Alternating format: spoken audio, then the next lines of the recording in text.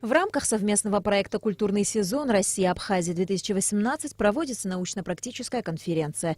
На брифинге, прошедшем в Министерстве культуры Республики с участием российских специалистов, Эльвира Арсалия отметила, что за 10 лет существования проекта «Культурный сезон Россия-Абхазия» реализовано более 200 мероприятий разной направленности.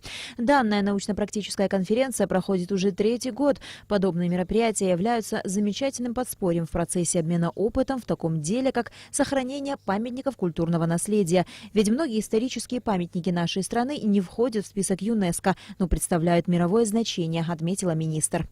Для нас очень важно встречаться, делиться мнением, перенимать для себя тот опыт, который складывается в других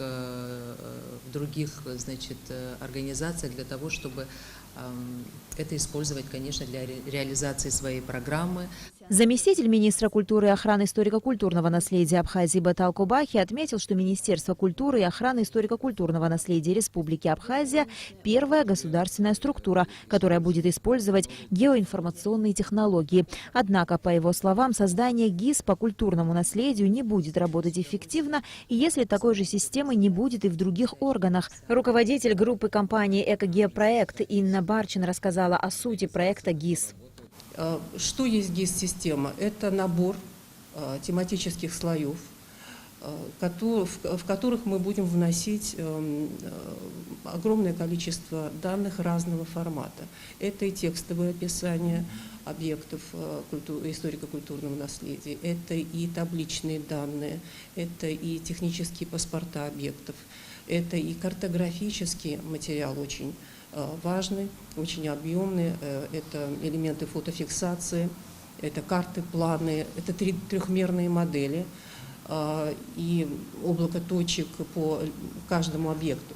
Затем на 3-й ежегодной конференции по сохранению историко-культурного наследия, которая прошла в Абхазском госмузее в Сухуме, российские специалисты рассказали о том, как работает ГИС правительства Москвы на конкретных примерах и какую информацию может получить обычный пользователь, зайдя на портал открытых данных.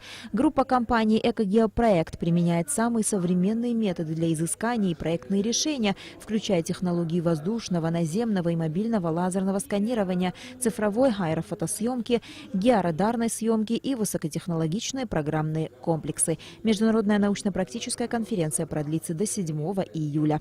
На Лакове Астамургожба, Абхазское телевидение.